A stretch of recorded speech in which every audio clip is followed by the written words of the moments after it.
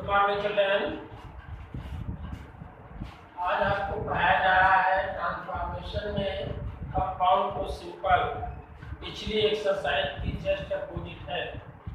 पिछले उसमें पढ़ाया था मैंने सिंपल टू कंपाउंड। आज पढ़ाने जा रहा हूँ कंपाउंड टू सिंपल, यानी उसी की अपोजिट। दूसरी एक्सरसाइज उसी की अपोजिट है। तो ये नोटिस में रखना है कि जैसे आपने नियम को पिछली एक्सरसाइज में फॉलो किया उसको आप अपोजिट कर देना। ये ध्यान रहे, जैसे the servant store the watch and red. ये देखिए एंड से ये वाक्य आपका कंपाउंड है, इसी को समाप्त करना है। इन्होंने कहा कि नौकर ने घड़ी चुरा ली और भाग गया, तो और को हटाना है, इसलिए सिंपल के उपयोग से वाक्य इस प्रकार बन सकता है कि घड़ी चुरा कर नौकर भाग गया। घड़ी चुरा कर नौकर भाग गया, तो ये पार्टिसिपल से बन जाएगा। वर्ब में आईएनजी लगाएं, स्टीलिंग कर दें, स्टीलिंग द वॉच, कामा करें the servant ran, the servant ran away. ध्यान रखें आपसे गलती ना होने पाए, बोर्ड बिल्कुल सही होना चाहिए। स्टीलिंग द वॉच का मतलब घड़ी चुरा कर, द सर्वेंट रैन अवे, नौकर भाग गया। दूसरा देखिए, he must not be careless, उसे लापरवाह नहीं होना चाहिए, और ही विल बी पनिश्ड, अन्यथा वह दंडित होगा। उसे लापरवाह नहीं होना चाहिए, अन्यथा वह दंडित होगा। तो अब देखिए, लापरवाह होने पर वो दंडित होगा। अगर वो लापरवाह है तो दंडित होगा। बीइंग केयरलेस यानी लापरवाह होने पर ही विल बी पनिश्ड। चाहे तो प्रीपोजिशन भी यूज कर सकते हैं। On being careless, he will be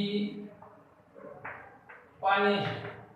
ये सेंटेंस देखिए बन गया जो आपका सिंपल कहलाएगा।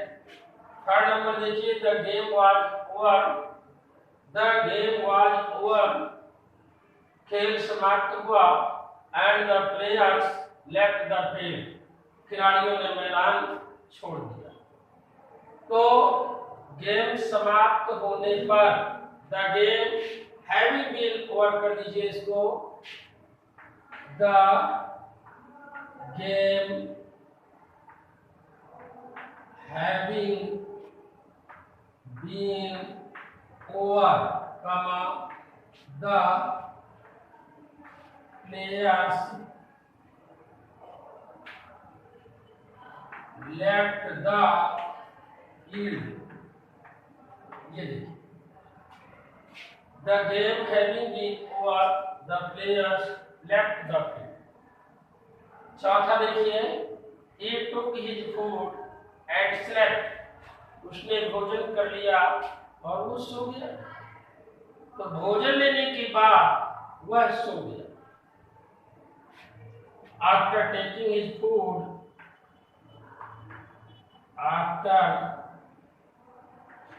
taking his food, he slept। After taking his food, he slept। Work hard, otherwise you will fail। Work hard, otherwise you will fail। कठिन परिश्रम करो, अन्यथा तुम असफल हो जाओगे। तो हमें देखना है कि ये अदरवाइज कैसे हट पाता है। तो कठिन परिश्रम करो, अन्यथा तुम फेल हो जाओ। हम ये भी कह सकते हैं कठिन परिश्रम के अभाव में तुम फेल हो जाओगे। For want of hard working, for want of hard working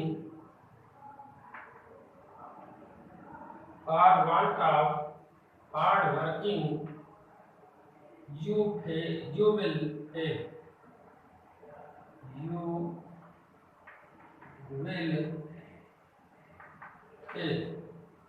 For want of hard working you will fail. He finished his work, so he went out.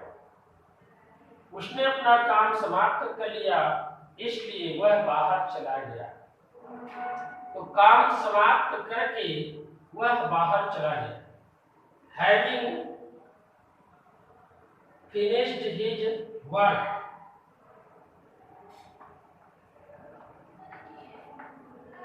having finished his work, he went out.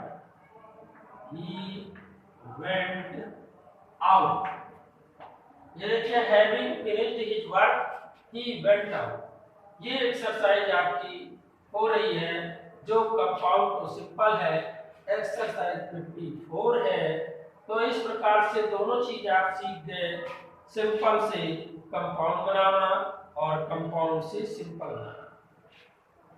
अब इस exercise को हम यहीं रोक देंगे। अगले दिन से आपको बुक्स पढ़ाएंगे। सभी बच्चे बुक्स को ले करके ही पढ़ें और समझें। वीडियो बनाते समय हम बोलते जाएंगे, आप वीडियो खोल करके अपने लाइन से मिलाते जाइए, उसका अर्थ समझिए। मेनली स्टोरी समझना आवश्यक है, क्योंकि क्वेश्चन आंसर उससे पूछे जाएंगे और 6 मंथली में भी 2 लेसन से क्वेश्चन आंसर जरूर पूछे जाएंगे। इसलिए बुक्स की व्यवस्था ना हो तो निश्चित रूप से आप बुक्स मैनेज कर लें, ये ध्यान रखना है और बुक्स से ही पढ़ाना शुरू करें। थैंक्स।